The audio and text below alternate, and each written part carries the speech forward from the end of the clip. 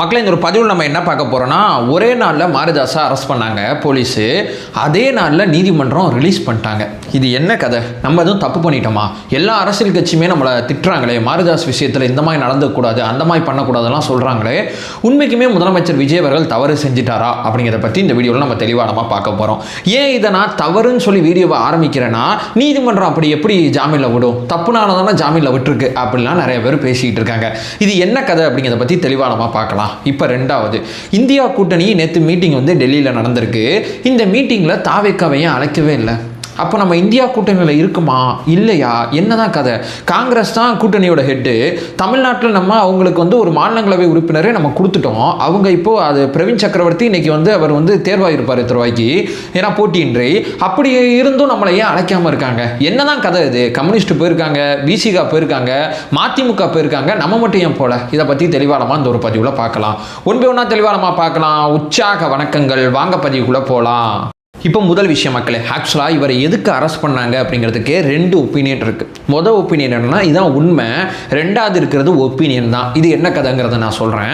ஆக்சுவலாக இவர் தன்னுடைய எக்ஸ் வலைதள பக்கத்தில் ட்விட்டரில் ஒரு விஷயத்தை எழுதியிருந்தார். அமைச்சர் கீர்த்தனா இருக்காங்கல்ல, தொழில்துறை அமைச்சர், அவங்கள பற்றி அவங்களுடைய பர்சனல் வாழ்க்கையை சம்மந்தப்பட்டு ஒரு விஷயத்தை எழுதியிருந்தாப்புல. அமைச்சர் இந்த பையனே கதின்னு இருக்காப்புல, இந்த பையனை விட்டு எங்கேயும் போக மாட்டாப்புல, இப்படி இந்த பையனோடே இருக்கிறதுனால தான் நிறையா முதலீடு தமிழ்நாட்டை விட்டு வெளியே போகுது அப்படின்னு ஒரு கதை எழுதியிருக்காப்புல. என்னடா அது, அமைச்சரை பற்றி இப்படி ஒரு குற்றச்சாட்டு வச்சிருக்காரு, ஒரு புகைப்படம் வேற போட்டு எழுதியிருக்காரு, அப்போ இந்த பையனால தான் முதலீடு வெளியே போதா அப்படின்னு நிறைய பேர் பார்க்கும்போது, அப்படி ஒரு புகைப்படமே முதல்ல கிடையாது. அது ஒரு ஏஐ புகைப்படம். ஏஐ புகைப்படத்தை போட்டு அமைச்சர் இந்த மாதிரி ஒருத்தவங்க கூட இருக்காங்க, இந்த மாதிரி பண்ணுறாங்க அப்படின்னு சொல்லி ஒரு பெண் என்று கூட பாராமல் பொது வழியில் ஒரு அமைச்சரை பற்றி இவ்வளவு மோசமாக எழுதும் போது தான் இங்கே கொஸ்டின் மார்க் இருக்குது. இப்போ அமைச்சரோட பர்சனல் வாழ்க்கையை எடுத்து எதுக்கு விமர்சிக்கணும்? அப்படி அந்த புகைப்படமே முதல்ல போலி, அப்போ எழுதின கதை நிச்சயமாக போலியாக இருக்க வாய்ப்பு இருக்கு. அப்படியே அந்த கதை உண்மையா இருந்தாலும் அது அரசியல் களத்தில் தலையீடுன்னு வரும்போது தான் நம்ம விவாதிக்கணுமே தவிர, அவங்க பர்சனலா யாரு கூட லவ் பண்ணா என்ன, ரிலேஷன்ஷிப்ல இருந்தா உங்களுக்கு என்ன, அதை பத்தி நம்ம என்ன எதுக்காண்டி நம்ம கேட்கணும்? எந்த அவசியமும் கிடையாது. இவங்க ரிலேஷன்ஷிப்ல இருந்தாங்கன்னா அந்த ரிலேஷன்ஷிப்ல இருக்கிற ஒருத்தர் அரசு நிர்வாகத்தில் தலையிட்டார்னா உங்களுக்கு முன்னாடி தாவேக்கா தொண்டர்களா இருக்கக்கூடிய நாங்க கேட்போம், நீங்க போட்ட புகைப்படம் போலி, நீங்க எழுதின கதை போலி, அப்ப காவல்துறை பார்த்துட்டு சும்மா இருக்குமா அப்படின்னு சொல்லி தாவேக்கா நம்ம தரப்புல இருந்து நிறைய பேர் பேசிட்டு இருக்காங்க. ஆனா ஏன் நான் இங்க ஒரு டிஃப்ரெண்டான ஒப்பீனியன் எடுக்கிறேன்னா, நான் ரெண்டாவது பாட்டை சொல்றேன். இந்த ரெண்டாவது பாட்டு என்னன்னா, அதெல்லாம் இல்லப்பா, இவரை அரெஸ்ட் பண்ணதுக்கு அந்த ஏஐ புகைப்படம்லாம் காரணம் கிடையாது. ஆதவ் அர்ஜுனா இருக்கார்ல, அவரை பற்றி ஒரு வீடியோ வெளியிட்டாருங்க, அதுதான் காரணம், வேற எதுவும் கிடையாது. பெரிய குடும்பத்தை தொட்டு ஒரு வீடியோ வெளியிட்டாப்புல, ஸோ தூக்கிட்டாங்க போலீஸ், அவ்வளோதான், மற்றபடி வேற எதுவும் கிடையாது அப்படின்னு சொல்கிறாங்க. அது என்னடா கதை அப்படின்னு சொல்லி அந்த வீடியோ என்னன்னு தேடி பார்த்தா, ஆமாங்க, 27ஆம் தேதி அன்னைக்கு மே மாதத்தில் இடி ஒரு செய்தி குறிப்பு வெளியிட்டிருந்தாங்க. நாங்கள் இந்த மாதிரி ஜான் பிரிட்டோ அப்படிங்கிற ஒருத்தரை அரெஸ்ட் பண்ணியிருக்கோம். இவர் நிறையா போதைப் பொருள் கடத்தல் சம்மந்தப்பட்ட விஷயத்தில் இவர் தலைமறைவாக இருக்கார் ரொம்ப நாளா. இவரை நாங்க இவர் தான் மாஸ்டர் மைண்டா இருந்திருக்கார் அப்படிங்கிற இந்த கடத்தலுக்கான மாஸ்டர் மைண்டா இருந்திருக்கார் அப்படிங்கிற ஒரு விஷயத்தை நாங்க கண்டுபிடிச்சிட்டோம் அப்படின்னு சொல்லி இந்த ஜான் பிரிட்டோ அப்படிங்கிற ஒரு வார்த்தையை இடி பயன்படுத்தியிருந்தாங்க. இந்த ஜான் பிரிட்டோ அப்படிங்கிற ஒருத்தர் யார் தெரியுமா அப்படின்னு சொல்லி தன்னுடைய வீடியோவில் இவர் நிறைய பேசியிருக்காரு. அதாவது லாட்ரி மார்டின் இருக்கார்ல, அவரோட ஒய்ஃப் ஹீமா ரோஸ், அதிமுக எம்எல்ஏவா இருக்காங்க. அந்த ஹீமா ரோஸ் இருக்காங்கல்ல, அவங்களோட தம்பி தான் இந்த ஜான் பிரிட்டோ. அந்த ஜான் பிரிட்டோ தான் போதைப் பொருள் கடத்தல் சம்பந்தப்பட்ட விஷயத்துல மாட்டிக்கிட்டார். அப்ப அந்த ஜான் பிரிட்டோ போதைப் பொருள் கடத்தி நிறைய தப்பு பண்றாங்க. ஆதவ் அர்ஜுனா அவர்கள்ட்ட துறைமுகங்கள் அத்தனையுமே அவரோட கண்ட்ரோல்ல இருக்கு. அப்ப துறைமுகங்கள் வழியா போதைப் பொருள் கடத்தலாம் அப்படிங்கிற பிளான்ல இவங்க இருந்திருக்காங்க. இந்த மாஸ்டர் மைண்டை இடி கண்டுபிடிச்சிருச்சு அப்படின்னு சொல்லி தன்னோட வீடியோக்கள்ல பயங்கரமா பேசியிருந்தார். இந்த ஜான் பிரிட்டோ அப்படிங்கிற ஒருத்தர் ஹீமா ரோஸோட சகோதரரான்னு கேட்டீங்கன்னா சகோதரர் தான். ஆனா அந்த ஜான் பிரிட்டோட பேரு பி ஜான் பிரிட்டோ. ஏன்னா அவங்க ஃபேமிலியில் அந்த இன்சியல் இஷ்யூ இருக்குது பார்த்தீங்களா, இந்த பி ஜான் பிரிட்டோ அப்படிங்கிறது தான் அவரோட பேர். அவர் தன்னோட வேலையை அவர் வாட்டு பார்த்துக்கிட்டு இருக்கார். அவர் தலைமறைவாலாம் இல்லை, அவர் மேலே அந்த மணி லாண்டரிங் சம்மந்தப்பட்ட இடி சம்மந்தப்பட்ட ஒரு கேஸ் இருக்குதுங்க அவர் மேலே. ஆனால் இந்த ஜான் பிரிட்டோ யார் தெரியுமா? ஜான் பிரிட்டோ அப்படிங்கிறது இவரோட அப்பா பேர் இருதயராஜ்னு நினைக்கிறேன். இந்த ஜான் பிரிட்டோக்கு சம்மந்தமே கிடையாதுங்க. இந்த கதையை எடுத்து ஆதவ் அர்ஜுனா இருக்கார்ல, அவரோட ஃபேமிலியோட இணைச்சு இந்த ஜான் பிரிட்டோ தாங்க இந்த ஜான் பிரிட்டோன்னு சொல்லி அவரோட வேலையை பார்த்துக்கிட்டு இருக்காருங்க. அதெல்லாம் விட்டுட்டாரு. இவர் திரைக்கதை வசனம் இந்த குரூப்பை பற்றி இவர் எழுதிக்கிட்டு இருக்கார். ஸோ என்ன சொல்றது, நம்ம கட்சியில் அதிகாரப்பூர்வமாக அஃபிஷியலாக நம்மளுடைய ஐடி விங் பக்கத்தில் மறுத்துட்டாங்க, இது பொய்ங்க அப்படின்னு சொல்லி மறுத்துட்டாங்க. ஆனால் இன்னைக்கு காலையில் தினகரனில் இந்த செய்தியை போட்டிருக்காங்க. இன்னைக்கு காலைல பேப்பரில். சரி, இதையும் போட்டாங்களா? அதிமுகவில் இருக்கிற ஐடி விங்கில் வேற மாதிரி கண்டனம் தெரிவித்தாங்க, திமுகவோட ஐடி விங்கில் வேற மாதிரி கண்டனம் தெரிவித்தாங்க. அந்த நியூஸை சன் நியூஸ் வந்து அவங்களோட பக்கத்தில் போட்டிருந்தாங்க. இந்த கதை, இந்த ஜான் பிரிட்டோ இனிஷியல் பிரச்சனை ஒன்று போயிட்டு இருக்குன்னு சொல்கிறேன் பார்த்தீங்களா, இந்த கதை தெரிஞ்சோன்னே சன் நியூஸ் அதை டெலிட் பண்ணிட்டாங்க.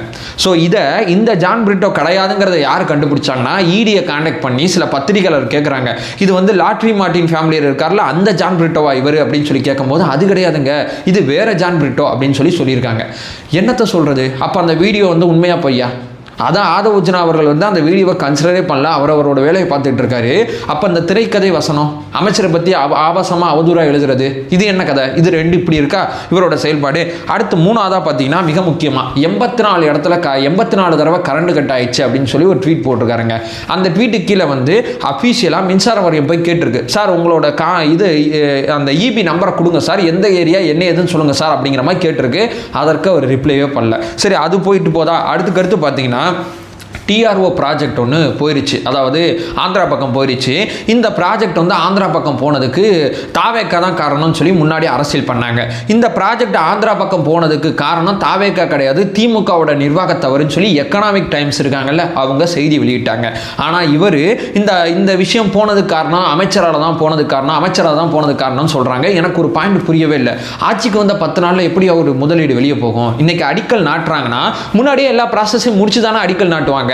அந்த டைம் லிமிட் பீரியட் இருக்கும்ல, ஒவ்வொன்றா வரும்ல, அதெல்லாம் முடிச்ச பிறகு இப்போ இந்த ஆட்சி வந்து 10 நாள் தான் உங்க சீட்டில் உட்காரும் போது அது வெளியே போய் அங்கே அடிக்கல் நாட்டுறாங்கன்னா அங்கே ஆல்ரெடி பண்ணி முடிச்சிருப்பாங்க. போன ஆட்சியை குறை சொல்லிடக்கூடாதுன்னு சொல்லி போன ஆட்சியில் இருக்கக்கூடிய தலைவர்கள் பார்த்தீங்கன்னா முன்கூட்டியே முன்னாடி வந்து முன்ஜாமீன் போடுறாங்க. அந்த முன்ஜாமீன் புரியாம அமைச்சர் தான் காரணம் அப்படிங்கிற ஒரு விஷயம் சொல்லும் போது எக்கனாமிக் டைம்ஸ் வந்து ரொம்ப தெளிவாக சொல்லிட்டாங்க.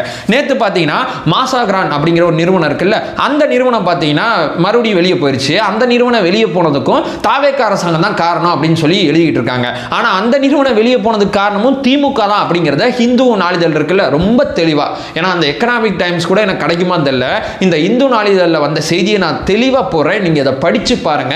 இதுவும் வெளியே போனதுக்கு திமுக தான் காரணம், ஆனா நம்ம அண்ணன் மாரிதாஸ் அண்ணன் நம்ம தான் காரணம் எழுதுவாப்ல. ஸோ இவருக்கு இந்த லாட்ரி மார்ட்டின் குடும்பமும் அதே நேரத்தில் இந்த அமைச்சர் கீர்த்தனா இருக்காங்கல்ல இவங்க மேல ஏதோ ஒரு வன்மை இருக்குதுங்க.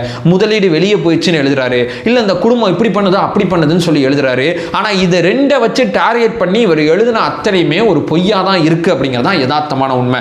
அடுத்து பார்த்தீங்கன்னா எல்என்டி அப்படிங்கிற ஒரு நிறுவனம் வந்து இப்போ முதலமைச்சர் விஜய் அவர்களோட புரிந்துணர்வு ஒப்பந்தம் மேற்கொண்டிருப்பாங்க. இந்த ஒப்பந்தத்தை வச்சு ஒரு விஷயத்தை எழுதியிருக்காப்ல அவரோட ட்வீட்டில், இந்த நிறுவனம் ஆல்ரெடி தமிழ்நாட்டில் இருக்கிற நிறுவனத்துக்கு எதுக்கியா புரிந்துணர்வு ஒப்பந்தம் போடுறீங்க அப்படின்லாம் எழுதியிருக்காப்ல. இங்கே தமிழ்நாட்டில் அந்த நிறுவனம் இருக்குங்கிறது எல்லாருக்குமே தெரியும். அரசாணையில், அதாவது அரசோட செய்தி குறிப்பில் என்ன செய்தி வந்திருக்குன்னா, இருக்கிற நிறுவனம் இன்னும் கொஞ்சம் எக்ஸ்டெண்ட் பண்றாங்க, விரிவாக்கம் பண்றாங்க அப்படிங்கிற வார்த்தை ரொம்ப தெளிவா இருக்கு. ஆனா அதெல்லாம் அண்ணன் பார்க்கவே மாட்டாரு, பார்க்காம எழுதுவாப்புல. சோ நல்லா கவனிச்சு பார்த்தீங்கன்னா லாட்ரி மார்ட்டின் அதே நேரத்தில் அமைச்சர் கீர்த்தனா இவங்க 2 பேரை குறி வச்சு திரைக்கதை வசனம் பயங்கரமா எழுதுறாங்க. மற்ற குற்றச்சாட்டுகள் எல்லாத்துலயுமே ஒரு நியாயமான காரணங்கள் இருக்குன்னு வச்சுங்களேன், மற்ற விஷயங்கள்லாம் எடுத்து பார்த்தா. ஆனா இந்த 2 விஷயத்துல மட்டும் இவரோட விஷயங்கள்ல நியாயமே இல்லை. ஸோ தொடர்ச்சியா பார்க்குறாங்க. இப்போ வந்து இந்த அமைச்சரை பத்தி இந்த ஏஐ புகைப்படத்தை போட்டோன்னே மற்றதெல்லாம் கூட டிஃப்ரெண்ட் ஆஃப் ஒப்பீனியன் வச்சுங்களேன். எப்படி சொல்றது, நிறுவனம் அங்கே போயிடுச்சு நிறுவனம் இங்கே போயிடுச்சுங்கிறது ஒரு டிஃப்ரெண்ட் ஆஃப் ஒப்பீனியன். சரி, இந்த ஜான் பிரிட்டோ விஷயத்துல கூட இனிஷியல் தெரியாம பேசிட்டாரு. எனக்கு ஏன் அமலாக்கத்துறை வந்து பேர் ஊர் அப்பா பேர்லாம் போட்டுலாம் வெளியிட எனக்கு புரியல. சும்மா ஜான் பிரிட்டோன் போட்டுறீங்க, ஊர்ல இருக்கிற 4 பேர் ஏதோ நினைச்சு பரப்பிட்டு இருக்கான், என்னத்த சொல்றது? ஏன் பெருசா நீங்க தெளிவாலாம் போட்டெல்லாம் வெளியிட மாட்டீங்களாங்கிற ஒரு கொஸ்டின் மார்க் இங்க வர ஆரம்பிக்குது. அதை அவங்க செய்ய மாட்டாங்க. அதை வச்சு ஒரு செய்தி, அது கூட ஒரு டிஃப்ரெண்ட் ஆஃப் ஒப்பீனியன் வச்சுங்களேன், தெரியாம ஏதோ பரப்பிட்டாரு அப்படின்னு கூட வச்சுக்கலாமே. ஆனா இந்த அமைச்சரை பத்தி இருக்கக்கூடிய இந்த ஏஐ புகைப்படத்தை எப்படி நம்ம ஏத்துக்கிறது? என்ன பொறுத்தவரை வழக்கு பதிவு செஞ்சுட்டு விட்டுருக்கலாம். கைது நடவடிக்கை அவசியமற்றது அப்படிங்கிறது தான் நான் சொல்றேன். வழக்கு பதிவு செஞ்சா அந்த வழக்கு நீதிமன்றத்தில் ட்ரையல் வரும்போது இவர் போய் ஆஜராக போறாரு, வர்றாரு போறாரு அப்படியே போயிருக்கும். ஆனா அரெஸ்ட் பண்ணா இங்க பெரிய தப்பாய் போச்சு. இங்க நடந்த பிரச்சனை அதான். அரெஸ்ட் பண்ணோம்னா அது மேஜரா இந்த இவ்வளவு விஷயம் பண்ணியிருக்காருல மாரிதாஸ், இதெல்லாம் யாருக்கும் வெளியே தெரியாது. இதெல்லாம் உட்கார்ந்து நம்ம பேச வேண்டிய தேவை இருக்கு. ஆனா இவர் அரெஸ்ட் பண்ணும்போது ஐயோ அது தப்புங்கன்னு தம்பிகள் குதிப்பாங்க, இது தப்புங்கன்னு இவங்க குதிப்பாங்க. இந்த மாதிரி நடக்கும். திமுக ஆட்சியில் உண்மையை பேசுனதுக்கு அரெஸ்ட் ஆனவர் மாரிதாஸ். அன்னைக்கு நான் துணை நின்று வீடியோ போட்டிருக்கேன். இன்னைக்கு மாரிதாஸ் அவதூறு பரப்புனதுனால அரெஸ்ட் பண்ணியிருக்காங்க. ஏன் அரெஸ்ட் பண்ணியிருக்காங்கன்னா, இந்த அவதூறு வழக்கெல்லாம் நடத்தி நீதிமன்றத்தில் தண்டனை எல்லாம் வாங்கி கொடுக்க முடியாதுங்க. ரொம்ப லேட் ஆகும், ரொம்ப கஷ்டம் அதெல்லாம். ஏன்னா அந்த அவதூறுலேயே 2 இருக்குது. சிவில் வழக்காக நீங்கள் கொண்டு போகலாம், அல்லது கிரிமினல் வழக்காக கொண்டு போகலாம். கிரிமினல் வழக்குனா நீங்கள் வந்து இவருக்கு சிறை வேணும் அப்படிங்கிற ப்ராசஸில் நகர்த்தலாம்.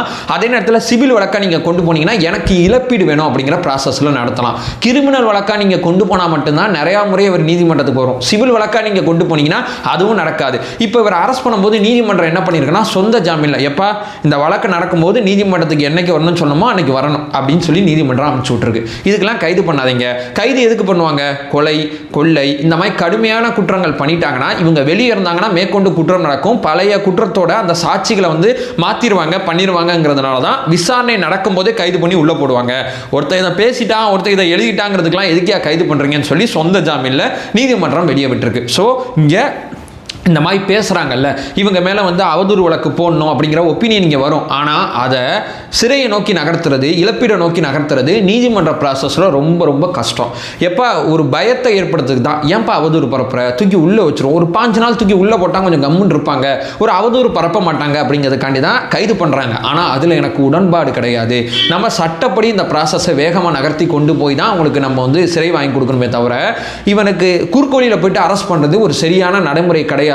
ஆனால் அரசாங்க தரப்புலேருந்து பார்க்கும்போது வேற வழி இல்லையே. ஒரு அமைச்சரை பற்றி இவ்வளவு தரக்குறைவாக எழுதும்போது, அமைச்சரை பற்றியே தரக்குறைவாக எழுதும்போது பார்த்துட்டு இருக்கும் இந்த அரசாங்கம் அப்படிங்கிற ஒரு ஒப்பீனியன் வரும்போது அது சரியா இருக்காதுனால கைது பண்ணாங்க.